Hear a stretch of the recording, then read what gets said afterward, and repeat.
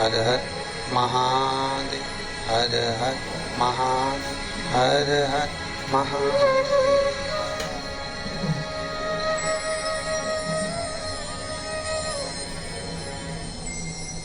काशी विश्वनाथ भगवान शिव, जिनकी पुनीत पावन शिव महापुराण की कथा श्रवण करने का सौभाग्य श्री पुरुषोत्तम मास के इस पावन अवसर पर पुरुषोत्तम शिव महापुराण पार्ट 2 श्रीमती तुलसी यादव, श्री धनुआ राम जी यादव, रायपुर छत्तीसगढ़ के द्वारा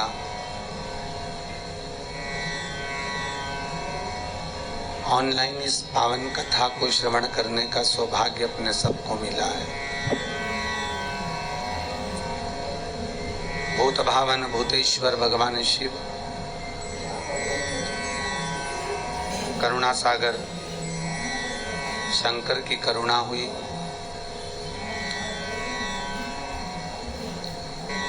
टीवी चैनल के माध्यम से अपने घरों में विराजमान होकर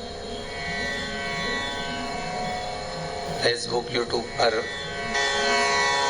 पावन कथा का रस तत्व ग्रहण करती ये भगवतमय जीवात्मा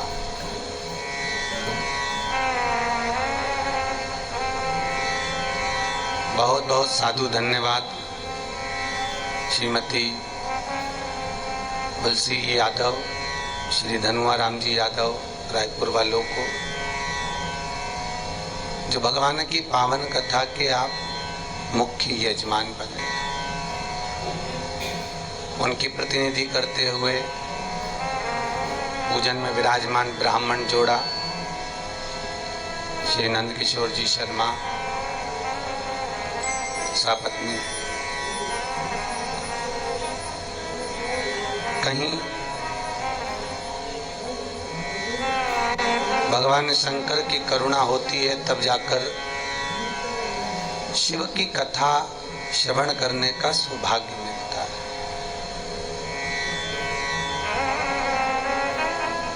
लाख प्रयास दुनिया कर ले पर भगवान की कथा में पहुंच पाना या भगवान की कथा के रस तत्व को ग्रहण करना बहुत कठिन होता है।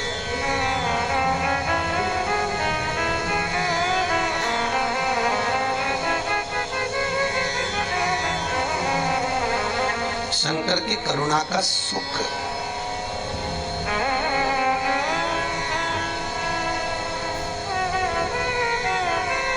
और वो सुख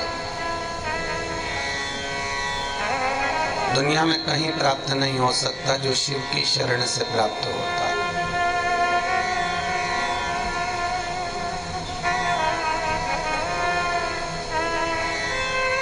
सारी दुनिया में भटक कर जहाँ तहाँ धोख लगा लो, प्रणाम कर लो, नमन कर लो, फिर आखिरी में भटक कर सर्वस्व घूमने के बाद उस शिव की शरण में जब आओगे फिर कहीं नहीं जा पाओगे।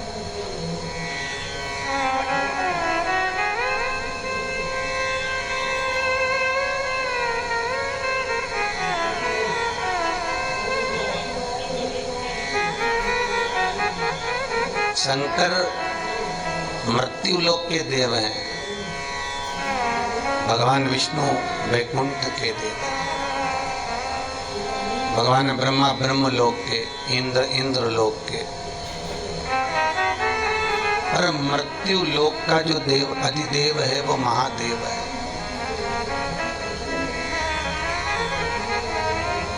उसको पाने के लिए ना हमें वैकुंठ जाना है, उसको पाने के लिए ना हमको ब्रह्मलोक जाना है, ना किसी तीर्थ में जाकर बैठना है, ना किसी नदी के घाट पर जाकर बैठना है, ना किसी तट पर जाकर। बस उसको पाने का मूल तरीका है विश्वास।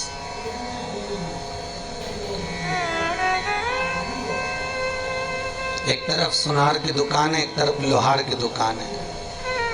सुनार सोने को अग्नि में तपा रहा है, लोहार लोहे को अग्नि में तपा रहा है।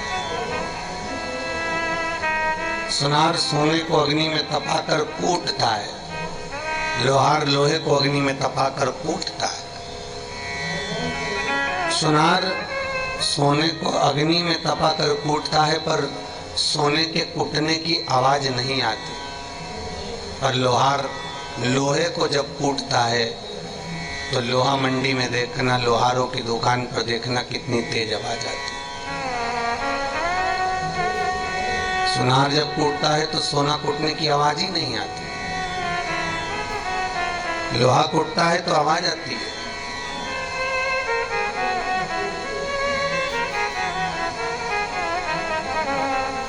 एक दिन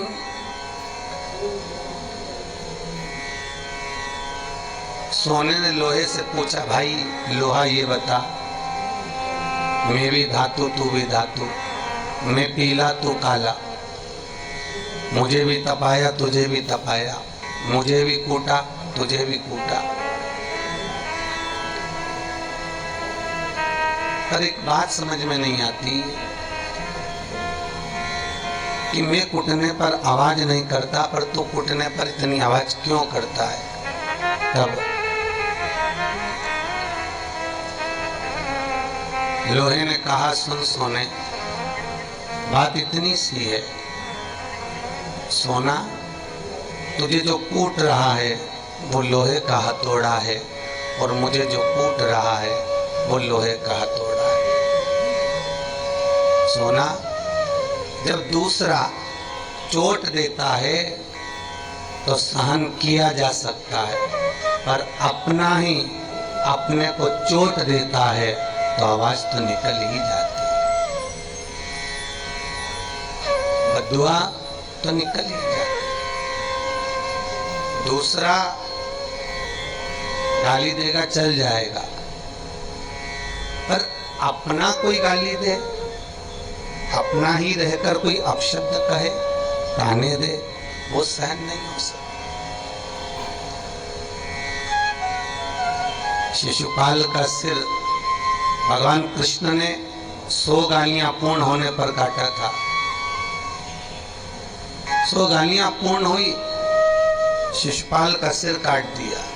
दाऊ जी ने कहा, ये अपने बुआ का लड़का है और आप सिर काट दिए।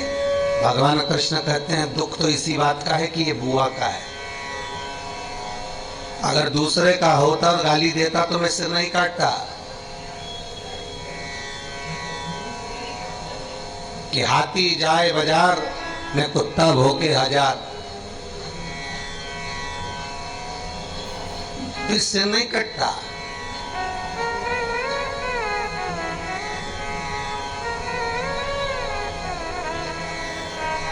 बोल रहा है बोल लेने दो, ताने दे रहा है दे देने दो, अपशब्द कह रहा है कहने दो, गालियां दे रहा है देने दो, फिर मैं नहीं बोलता। दुख तो इसी बात का है कि बुआ का होकर मुझे जानता है कि मैं कैसा हूं। एक रिश्तेदारी रिश्तेदार को जान सकता है कि वो कैसा होगा, उसका व्यवहार कैसा होगा, उसको तकलीफ क्या है, उसका सुख क्या है, उसके जीवन का लक्ष्य क्या है, उसका तात्विक सुख क्या है। और ये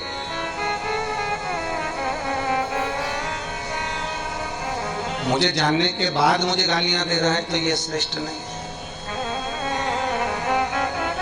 ये अच्छी बात नहीं है। हम किसी व्यक्ति को पहचानते नहीं है, हम किसी व्यक्ति को जानते नहीं है। किसी ने आकर निंदा कर दी, हम उस निंदा में शामिल हो गए, और बुराइयां करना चालू कर दी। हाँ, वो तो हो ही गई ऐसा, वो तो है ही ऐसा। हम उससे मिले ही नहीं हैं, हम उसको जानते ही नहीं हैं, हम उसको पहचानते ही नहीं हैं।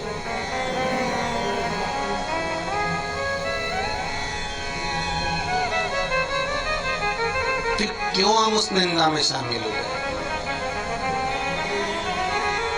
ना हम जानते ना पहचानते, और किसी ने बस निंदा कर दी, बुराई कर दी, और हम उसकी ओर हो गए कि हाँ वो ऐसा होगा, वो ऐसा कर सकता है। हम क्यों शामिल?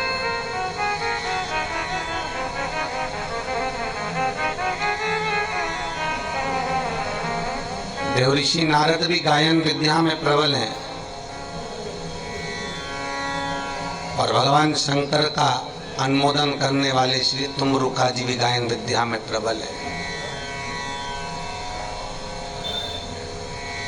कल की कथा में श्रवण करा था कि भगवान देवऋषि नारद की माता, जब नारद का अभिमान समाप्त हो जाता है तब माता भी प्रसन्न हो जाती है।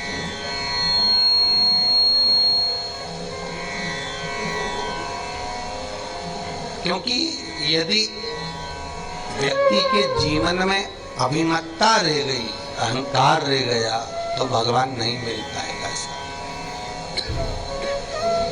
भगवान प्राप्त नहीं हो पाएगा। जब वो अभिमत्ता से हटेगा, अहंकार से दूर हो जाएगा, अभिमान से दूर हो जाएगा, तब भगवान उसको मिल जाएगा।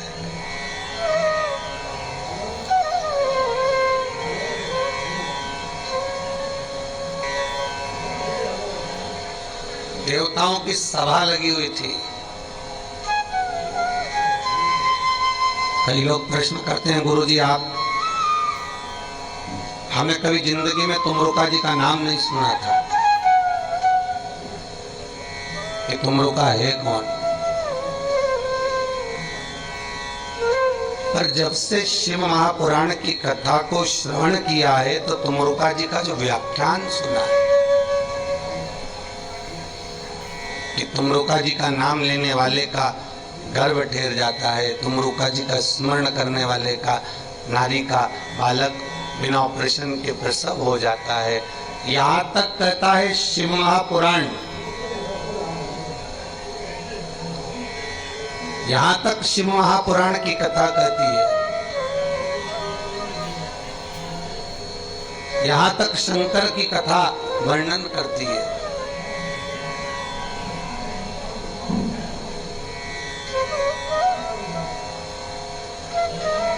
कि तुमरुका जी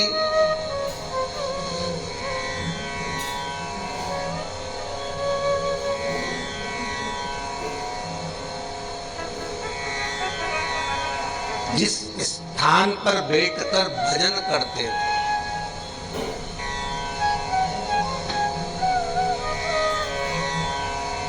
शंकर का अनुमोदन करते थे, वो स्थान की भूमि भी साधारण नहीं है।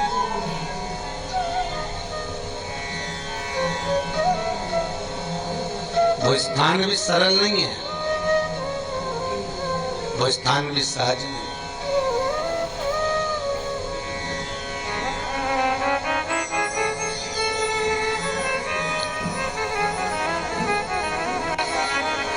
साउथ में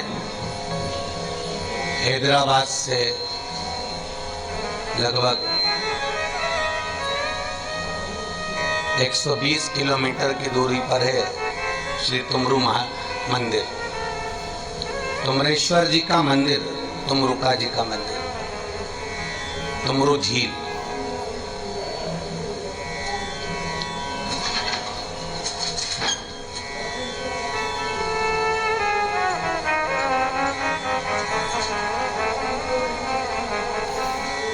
तुमरु जी का मंदिर, तुमरु झील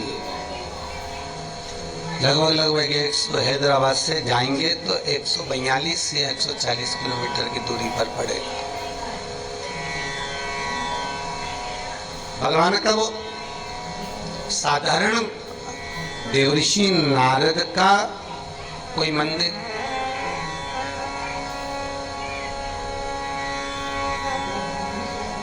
कहीं नहीं। पर देवऋषि नारद के साथ में जो तुमरुका जी ने तप किया, साधना करी, स्मरण किया, उनका तो मंदिर भी, उनका तो स्मरण स्थल भी बन गया। जिसके भीतर अभिमान नहीं होता, अहंकार नहीं होता, वो पूजा जाता है।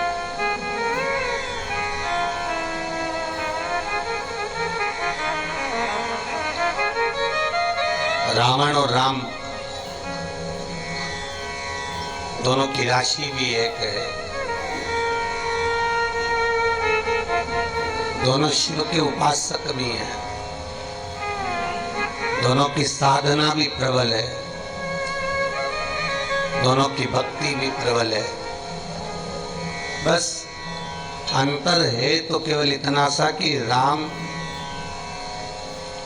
अहंकार से विहीन है और रावण अहंकार में डूबा हुआ है।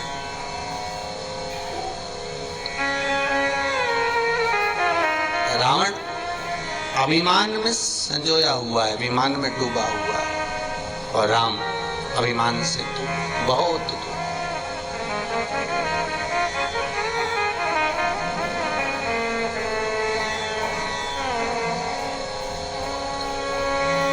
महाराज, एक बार देवताओं की सभा लगी है,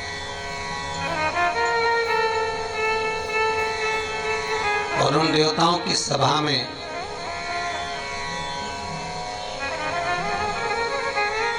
श्री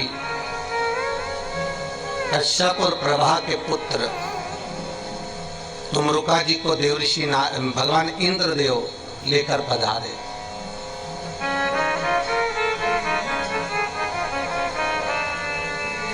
और ये वो गंधर्व है तुमरुका जी, शंकर की उपासना कर रहे हैं, शिव की आराधना कर रहे हैं, शंकर का अनुमोदन कर रहे हैं, शिव अर्चना में डूबे हुए हैं, शिव अर्चना में रमे हुए हैं। आज एकांत में बैठकर तुमरुका जी भगवान का आराधना कर रहे हैं, स्मरण कर रहे हैं। शिव महापुराण तो यहाँ तक कहती है कि कश्यप ऋषि के यहाँ प्रभा देवी के गर्भ से तुमरुका जी जब जन्मे थे तब शीश मनुष्य का था।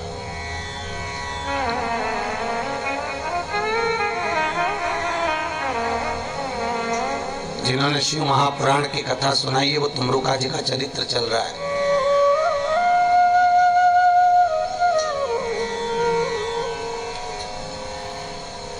और तुमरुका जी का चरित्र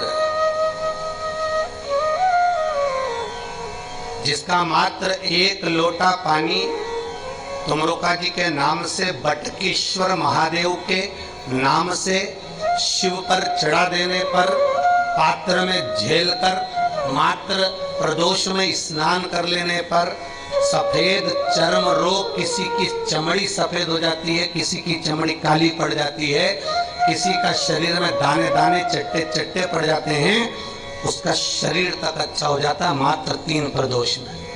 ये वो तुमरुका जी।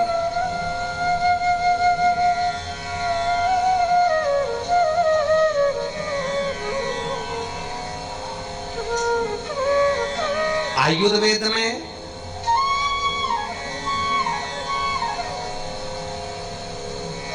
कई औषधियां तुमरुके जी के नाम से चलती हैं, तुमरु के नाम से चलती हैं कई औषधियां।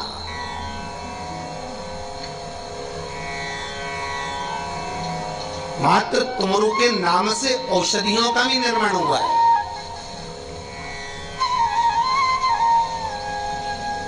इंद्रदेव जो कश्यप और प्रभा के यहाँ प्रकट हुए थे, कश्यप और प्रभा के यहाँ जो जन्मे थे तुमरुका जी, बहुत सुंदर बालक, बहुत सुंदर। बस शुरू से तुमरुका जी जब 7 वर्ष की अवस्था में जन्मे थे तब उन्होंने अपने पिताजी से पूछा था कि मैं आराधना किसकी करूं।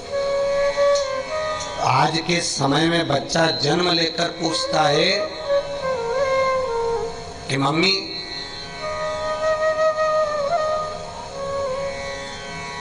मेरे को क्या करना है, मेरा कर्म क्या है।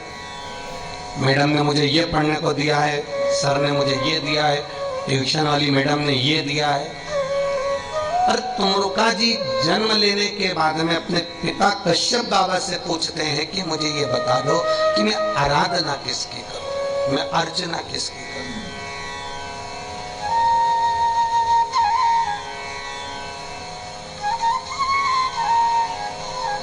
किस आराधना का मैं स्मरण करूं कि मुझे भगवान की केवल भक्ति प्राप्त हो जाए। जैसे भिलनी शबरी से कहा था मातंग बाबा ने, तू इतनी भक्ति करती है, चिंता मत करना, रोज सेज बिछाना, रोज फल तोड़ कर लाना, कभी तो राम आएंगे। सेज बिछाओ, फल भी तोड़ कर रखो और विश्वास भगवान पर बनाकर रखना, कभी तो आएगा। विश्वास पूर्ण रखना।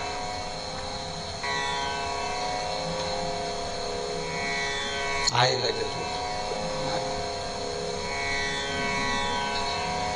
बाट जोती रही थी सबरी कि चित्रकूट के घाट घाट पे शबरी देखे बाट, राम मेरे आ जाओ। चित्रकूट के घाट घाट पे शबरी देखे बाट, राम मेरे आ जाओ। चित्रकूट के घाट घाट पे शबरी देखे बाट, राम मेरे आ जाओ। चित्रकूट के घाट घाट पे शबरी देखे बाट, राम मेरे आ जाओ। चित्रकूट के घाट घाट पे शबरी देखे बाट, राम मेरे आ जाओ। चित्रकूट के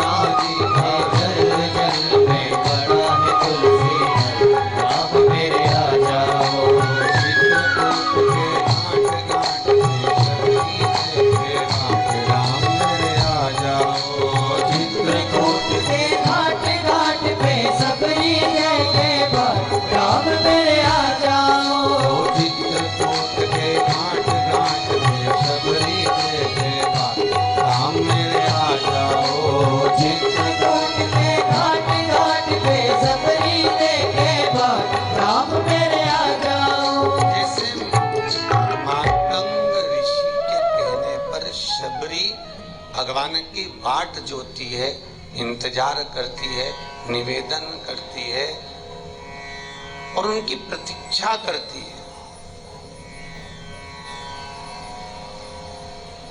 कश्यप और प्रभा के कहने पर तुमरुका जी शिव की बाट जोते, शंकर का निवेदन करते, शंकर का स्मरण करते।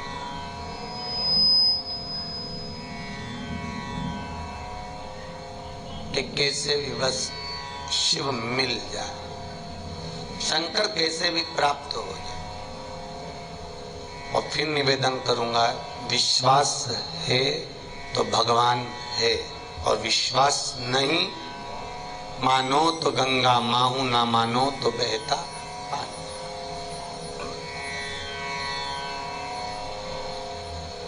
फिर आपके ऊपर है।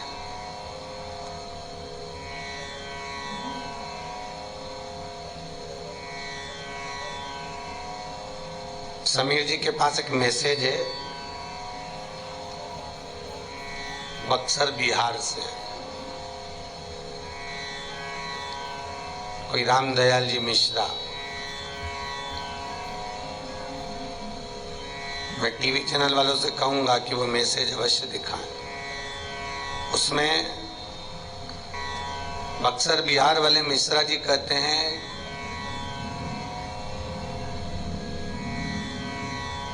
आर्मी से रिटायरमेंट के बाद से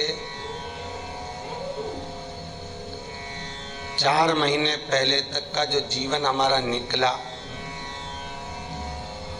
शरीर में बहुत कष्ट था। 75% इस जीवन को चलाने के लिए मात्र गोलियां और दवाइयां खाते रहे। पर शिव महापुराण के छोटे छोटे उपाय कर कर अब गोलियां तो हो गई बंद, शंकर की कथा उस गोलियों का काम कर रही है।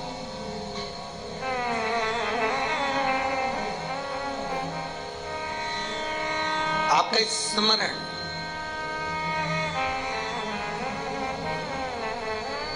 आपका भजन और आपका नाम जाप कीर्तन, ये सुख का देने वाला है। फिर कहूंगा, दान, पुण्य, स्मरण, भजन, कीर्तन, संकीर्तन, ये कभी खाली नहीं जाता। एक क्षण के लिए भी अगर आप शिव की कथा को सुन रहे हो, वो कभी खाली नहीं जाएगी।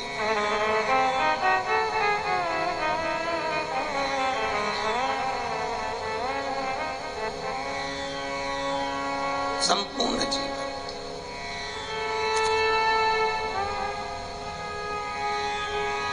भगवान दुनिया का सबसे बड़ा डॉक्टर है महाराज।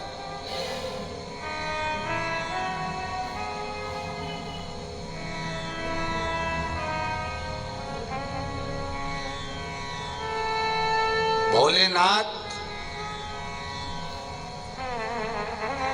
पुत्र गणेश का शीश कटा, हाथी का मुख लगाया, दक्ष प्रजापति का सिर कटा, बकरे का मुख लगाया, बकरे का। भगवान दुनिया का सबसे बड़ा डॉक्टर है और उसकी दवाई क्या है? केवल सिमरन। उसकी दवाई है केवल तुम्हारा मंत्र जाप। उसकी दवाई है उसको याद कर लेना, उसका स्मरण कर लेना, उसका भजन कर लेना, उसका कीर्तन कर लेना, ये उसकी दवाई है।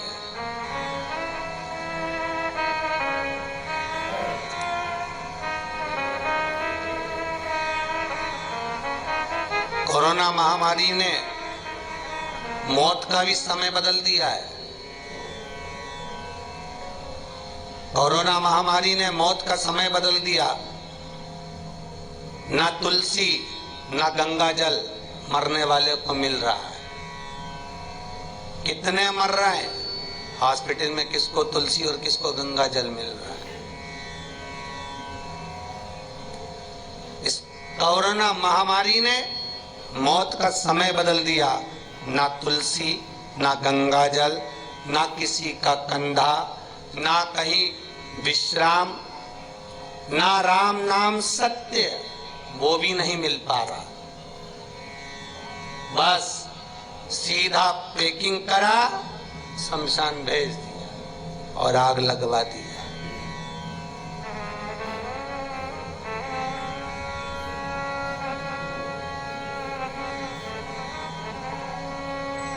इस कोरोना महामारी ने सब कुछ बदल दिया। ना गंगा जल, ना तुलसी का दल, ना किसी का कंधा, ना विश्राम, ना राम नाम सत्य, सीधा पैकिंग करा, बांधा और शमशान भेज दिया। भाई, माटी का संसार है, खेल खेलते रहो। माटी का संसार है, खेल खेले तो खेल, बाजी रब के हाथ है, पूरा विज्ञान फेल।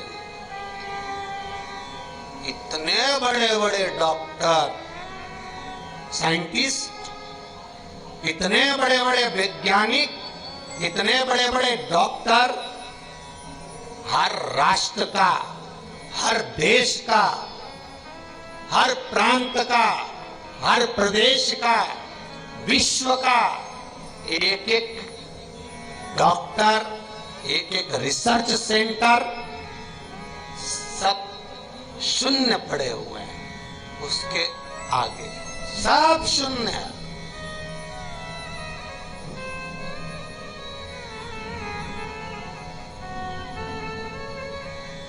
सब बाजी रब के हाथ है, पूरा विज्ञान है फेल। शून्य। वो कहते हैं हमने दवाई बना ली, वो कहते हैं हमने दवाई बना ली, वो कहते हैं हमने दवाई बना ली। शिव कहता है, मां मृत्युंजय कहता है, उसका नाम स्मरण ही दवाई है। नाम भगवान दुनिया का सबसे बड़ा डॉक्टर है और सिमरन, जपना, स्मरण करना, भजन करना, कीर्तन करना, नाम जपना, ये उसकी दवाई है। और कोरोना महामारी में ये शिव महापुराण एनर्जी दे रही है।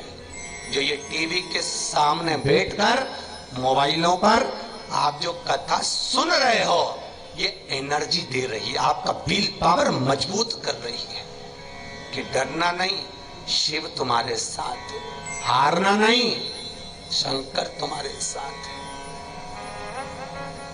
आधे से ज्यादा लोगों को तो बुखार आ जाता है, सर्दी खांसी हो जाती है तो टेंशन हो जाता है कोरोना हो गया। आधे से ज्यादा लोग तो उसकी बीमारी के धमक में ही मर गए। मात्र धमक में शिव कथा एनर्जी दे रही है। थोड़ा रखना, धीरज रखना, धैर्य रखना।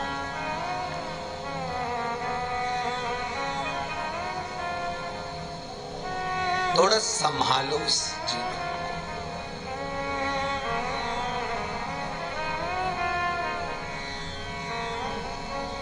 पास के घर तक कोरोना है, मोहल्ले में कोरोना बीमारी है, क्षेत्र में पड़ी है, ना जाने किस किस से मिलकर आ रहे हो, किस किस को बीमारी है। मिले भी होगे उस बीमार व्यक्ति से तो भी भगवान ने बचा कर रखा है आपको। शंकर की किसको मालूम कि किसको क्या बीमारी और कब मिलकर आए, क्या कर आए। शिव बचाया है। वो डॉक्टर और आपकी दवाई आपको बचा कर रखी है। आप जो जप रहे हो, कथा सुन रहे हो, स्मरण कर रहे हो, भजन कर रहे हो, कीर्तन कर रहे हो, नाम जाप कर रहे हो, दान कर रहे हो, पुण्य कर रहे हो, सत्कर्म कर रहे हो, ये दवाई आपको बचाई हुई। ये दवाई आपको रोकी। आपका सिमरन। फिर कहूंगा, माटी का संसार है, खेल सके तो खेल, बाजी रब के हाथ है, सारा विज्ञान फेल। उसके हाथ में जब बाजी आ गई तो बस उसी की शरण में हम चल गए।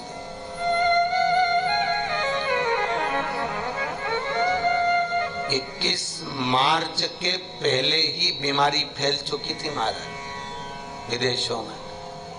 कब से वैज्ञानिक रिसर्च करने में लगे होंगे, रिसर्च सेंटर कब से लगे होंगे, कब से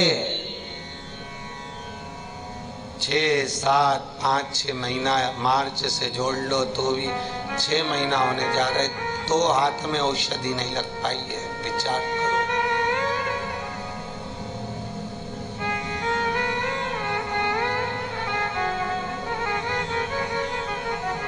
उसमें भी अभिमान भरा हुआ है, मैं अपना नाम ले दूं, मेरे देश का नाम हो जाए, मेरे प्रदेश का नाम हो जाए। मैं को छोड़कर भगवान का नाम लेकर, शिव का नाम लेकर आप आगे बढ़कर उस महामृत्युंजय को याद कर कर कुछ बनाओ। और हम तो भगवान से यही प्रार्थना करते हैं, भोलेनाथ बहुत हो गया इस कोरोना का कहर, इसको समाप्त करो। थोड़ा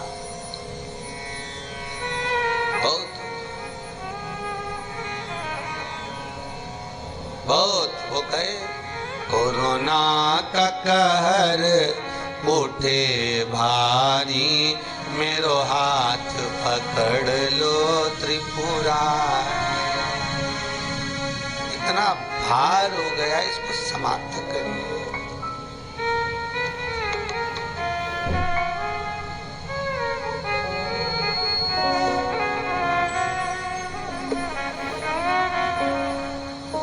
समाप्त करो इसको शिव।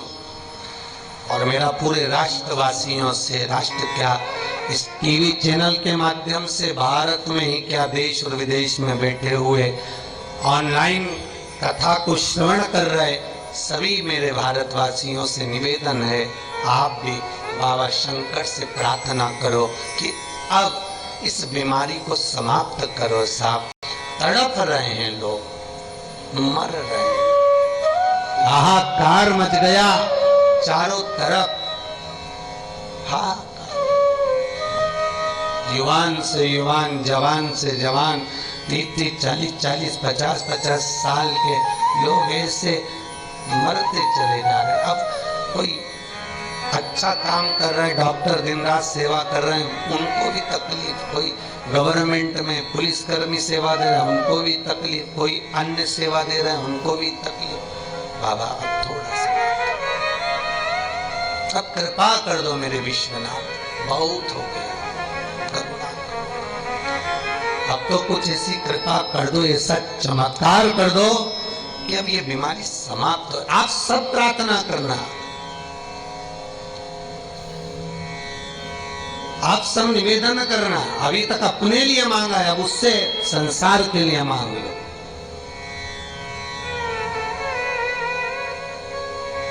अब विश्व के हे पूर्ण परमात्मा, विश्व बने धर्मात्मा, एक यही बस प्रार्थना, विश्व बने धर्मात्मा। दुखी ना हो कोई आत्मा, सुखी रहे सब आत्मा, हे पूर्ण परमात्मा, हे पूर्ण परमात्मा। तू कृपा कर, दया कर। और जब तू कृपा करेगा, दया करेगा, जब तेरी करुणा होगी, जब तेरी वात्सल्यता होगी, तब सब ठीक होगा, सब।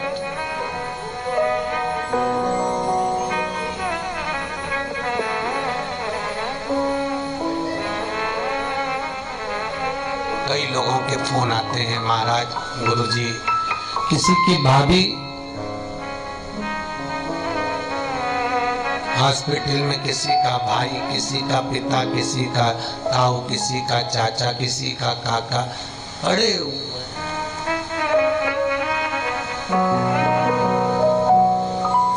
रो रहे हैं, बिलख रहे हैं, निवेदन करना, प्रार्थना करना। बस हम कह सकते हैं शिव से, आप भी कहो शंकर से, आप भी निवेदन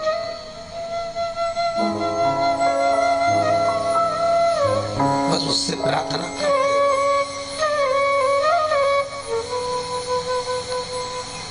शिव की आराधना करने वाले कश्यप और प्रभा के पुत्र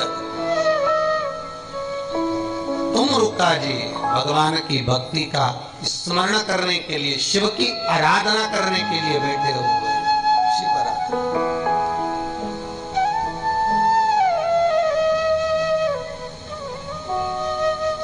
शिव की आराधना करने के लिए विराजमान और कश्यप बाबा से तुमरुका जी ने पूछा, मैं किसको जपूं, मैं किसका भजन करूं, मैं किसका स्मरण करूं कि मेरे जीवन को सुख मिले,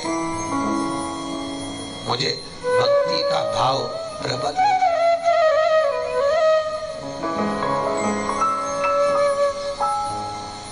मैं किसका नाम जाप करूं जिससे मुझे भगवान का दीदार, उसकी दर्शन, उसकी अविरल भक्ति मुझे मिल जाए।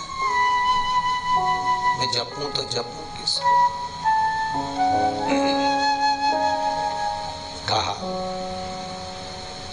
कश्यप बाबा बोले, तुमरुका जाओ, किसी जलाशय में बैठकर सारी दुनिया में एक बात जरूर लिखी है कि नदी, तालाब, घाट, पानी का स्थान, उसके पास में बैठकर तब साधना करना एक उत्तम फल देता है, एक उत्तम सुख देता है। पुरुषोत्तम मास की कथा भी तो यही कहती है। आप लोगों ने पुरुषोत्तम मास की कथा को पढ़ा होगा ना, कि एक सास और बहू, महाराज एक सास और एक बहू,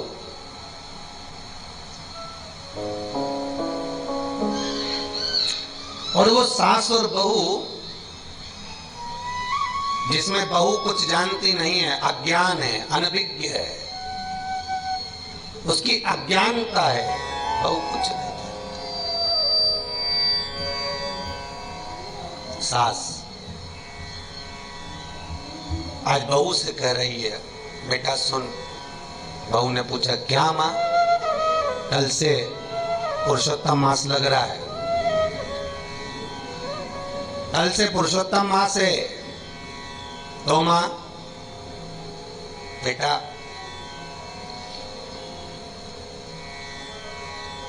अगर पुरुषोत्तम मास लग गया तो मैं नियम धारण करूंगी,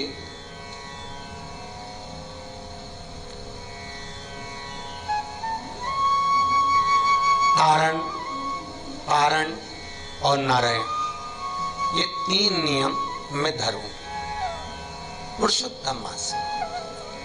तो बहू ने पूछा, मां ये तारण, पारण और नारायण ये क्या है?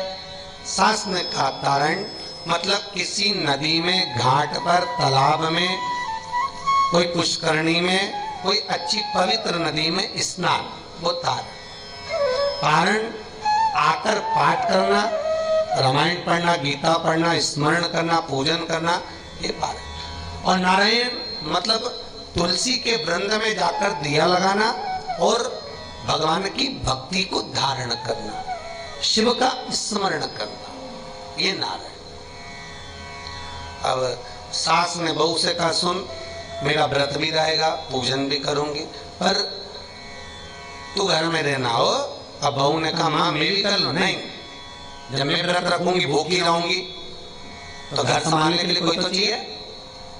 अगर एक व्रत कर रही तो एक काम करेगी। बहू ने कहा ठीक है। तो सास से पूछा, मां ये तो अधिक मास कर रही है, तो कौन सा अधिक मास है? तो कहा आश्विन का अधिक मास है। सासू से पूछा, मां अधिक मास कब आता है? हर 3 साल में। तो आश्विन का अधिक मास कब आएगा? अब आएगा 183 वर्ष के बाद।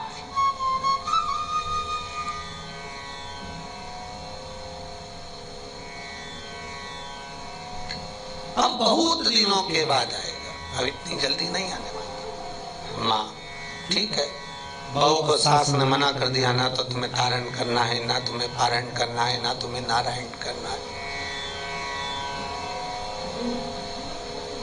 बहू काम में लग गई,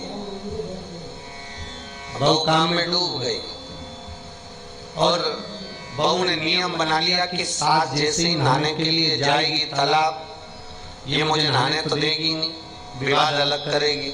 डुकरिया बहुत तेज, बुढ़िया, ये जाए तालाब, अब बड़े तालाब में नहीं नहा सकती तो क्या हुआ, जहां पर मटका रखते हैं उसके नीचे एक पात्र रखते हैं, कुंडा, उस कुंडे में जो पानी मटके का झड़ता है वो पानी बड़ा पवित्र कहलाता है, पितरों का स्थान है। तो एक काम करती हूँ, मैंने सुना है कि पितर सारे तालाब के किनारे रहते हैं, तो मेरे पितर यहीं रहते हैं। एक काम करूंगी, सास जाएगी मां नहाने, जो कुंडा में पानी बूंद बूंद गिरेगा, बूंद बूंद कुंडे में पानी गिरेगा, उससे मैं स्नान कर लूंगी। और सास गई नहाने और बहू उस कुंडे के पानी से नहा ली। सास करे रामायण का पाठ, बहू टाइम निकाल कर भगवान का नाम जाप कर।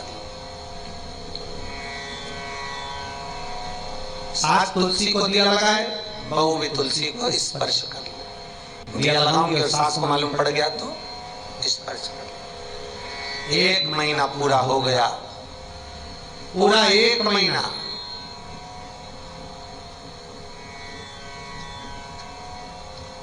सास ने कहा मुझे उद्यापन करना है बेटा। क्या करोगी माँ? एक जोड़े को भोजन कराऊंगी, कुछ स्वाद सामग्री देकर, कोई पात्र देकर, उसमें थोड़ा सा मीठा पकवान रखकर दान दे दूंगी। अब बहू ने सोचा अगर मैं उद्यापन करूं और जोड़े को बुलाऊं और सास गुस्सा करे तो बड़ी आफत है, ये तो करा क्या जाए। बहू ने सासू से पूछा, माँ आज अधिक मास के कितने दिन हो गए? 9। कब करोगी? जब समापन होगा उसके 1 दिन पहले। ठीक है। अब बहू का भी नियम था, काम करने जाती बेचारी, सारे घर का काम करके कुएं पे से पानी लेने चली जाती। कुएं पे से पानी लेने जाती, इतनी उपवास रखते रखते बहू इतनी दुर्बल हो गई, 1 महीने के अंदर ऐसी हो गई कि उसके शरीर में कमजोरी आ गई, कुछ उठाते नहीं बने। पानी भरने के लिए गई, मटका उठाते नहीं बने। तो बहू के मन में आया, भगवान क्या होगा? हे प्रभु, मैंने व्रत तो रख लिया भोलानाथ, हे पुरुषोत्तम भगवान, अब होगा क्या? एक बच्चा दौड़ कर आया, आकर कहता है, काकी मैं तेरा पात्र उठा देता हूँ। उसने उस भजन के पात्र को उठाकर काकी के सिर पर रख दिया। उसने पूछा, तेरा नाम क्या है? उसने कहा, मेरा नाम दामोदर है, मेरा नाम दामोदर है। वो दामोदर आता, ये जब पानी भरने आती, इसका हंडा उठाकर चले जाते। अब इसने विचार करा, करूं तो करूं क्या? अब तो वो दिन आ गया जिस दिन उद्यापन करना है, जिस दिन ब्राह्मण के जोड़े को भोजन कराकर दक्षिणा देना है, स्वाद वस्त्र देना है, पात्र देना है, मीठा रखकर। अब करा क्या जाए? सास ने तो कांसे का बर्तन लाई, खूब जोरदार लाल वस्त्र में पकवान रखे ने बांध कर दे भी रही है, जोड़ा जिमा भी रही है। इसने सोचा, भगवान मैं कौन सा जोड़ा जिमाऊं? इसने याद ही कर रही थी। इतने में पानी भरने गई तो दामोदर ने पूछ लिया, तेरा मुंह क्यों उतरा है? उसने कहा, बस बात इतनी सी कि मैं जोड़ा किसको जिमाऊं। दामोदर बोला, मुझे बुला ले, मुझे बुला। तो बहू बोली, मैं तुझे बुला तो लूं, पर दिक्कत इतनी सी है कि वो सास अगर देख लेगी तो उसको मालूम पड़ गया कि मैंने भी अधिक मास का व्रत करा है, तो मेरे तो चुड़ैया काट देगी वो। अब करें क्या? तो दामोदर बोला, काहे को चिंता करती है? जब सास ब्राह्मण के जोड़े को भोजन कराए तो थाली लगाकर तुलसी के क्यारे के पास भोग लगा देना, फिर चिंता मत कर, हम आ जाएंगे। बस उधर तुलसी के पास ले जाना, बाकी हम देख ले। अब बहू ने थाली लगाई, सास ने पूछा, थाली लगा के कहां जा रही? तुलसी के क्यारे के पास भोग लगाने। ठीक है, जा जल्दी लगा, ब्राह्मण का जोड़ा भोजन करने बैठा है, जल्दी जा।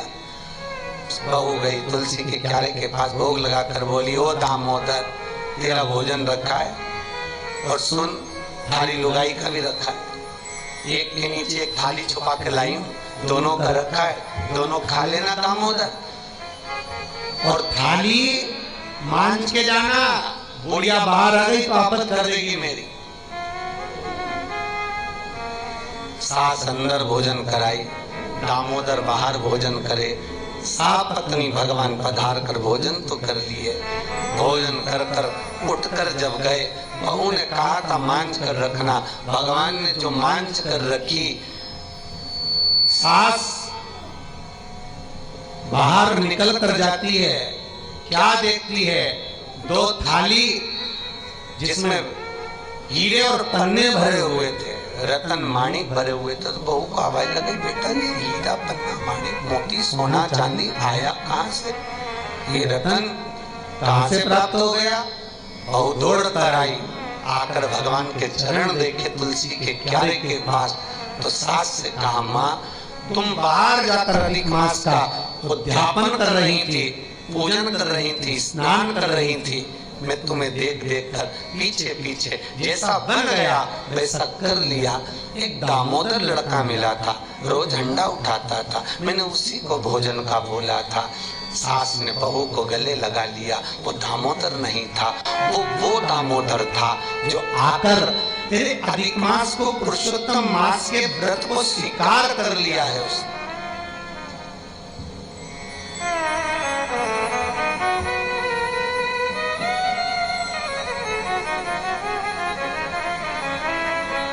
कई लोग आप लोगों के निरंतर मैसेज आ रहे हैं, गुरुजी हम नहीं जानते थे कि अधिक मास में क्या करना है, हम नहीं जानते मालपुए का दान कैसे होता है, हम नहीं जानते उपवास कैसे करना, हम नहीं जानते पूजन कैसे करना, हम नहीं जानते तब साधना कैसी करना है। पर कथा के माध्यम से, स्मरण के माध्यम से अब हमको कुछ मिल रहा है, विश्वास प्रबल हो गया तो भगवान मिल गया। ये सुख, ये संपदा, ये वैभव सब जो भगवान दे रहा है वो आपको आनंद में प्रदान करेगा। और जीजियों, रायपुर में बैठा हुआ ये यादव परिवार कथा अगर करवा रहा है, इसको भी धन्यवाद देना कि इनके बल पर आप लोग इस टीवी चैनल के माध्यम से कथा सुन रहे हो। मोबाइल पर कथाओं का रसतत्व आप ग्रहण कर रहे हैं। और सबसे बड़ी खुशी की बात तो यह है कि आप अकेले नहीं सुन रहे, जैसे ही कथा चालू होती है, लिंक मिलती है, वैसे आप एक दूसरे को ट्रांसफर करने लगते, देने लगते हो।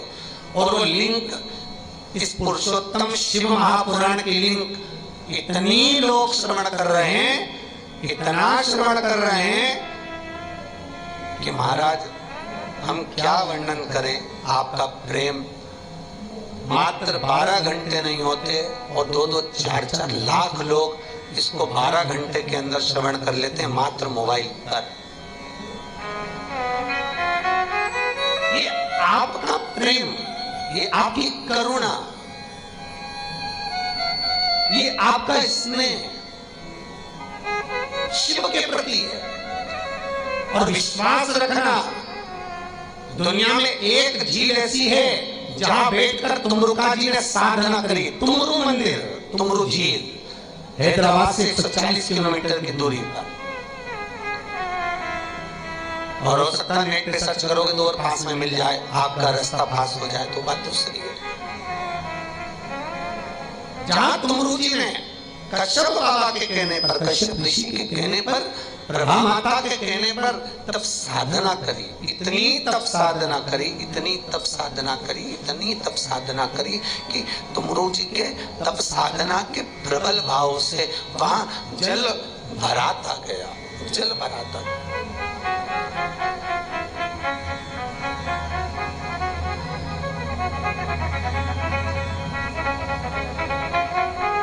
आज भी जैसे गंगा के जल में कीड़े नहीं पड़ते, आज भी गंगा के पानी में गंध नहीं आती। गंगा का पानी हजारों वर्ष तक भी अगर भर कर रख दिया जाए तो सड़ता नहीं है, बदबू नहीं मारता, गंध नहीं देता। उसी तरह तुमरुका जी ने जहां बैठकर शिला पर तप करा था, उनके शरीर के तप बल से, पिता कश्यप बाबा के कहने पर, शंकर के अनुमोदन से शरीर से जो पसीना निकला था वो झील रूप में बन गया, झरने के रूप में बहता। और दुनिया के कई लोग जाते हैं वहां से बोतल भर भर कर जल लेकर आते हैं। तो जल, गंगा का जल, तुमरुका जी ने जहां तप करा, शिव महापुराण का वाचन करने वाले तुमरुका जी जिनके सामने शंकर और पार्वती कथा सुनने के लिए बैठे हैं, उस तुमरुका जी ने जहां साधना करी वहां का जल कभी सड़ता ही नहीं है, कभी कीड़े ही नहीं।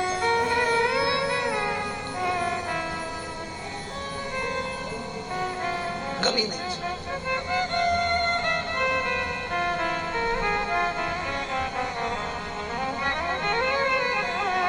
तब तुमरुका जी का प्रबल हुआ।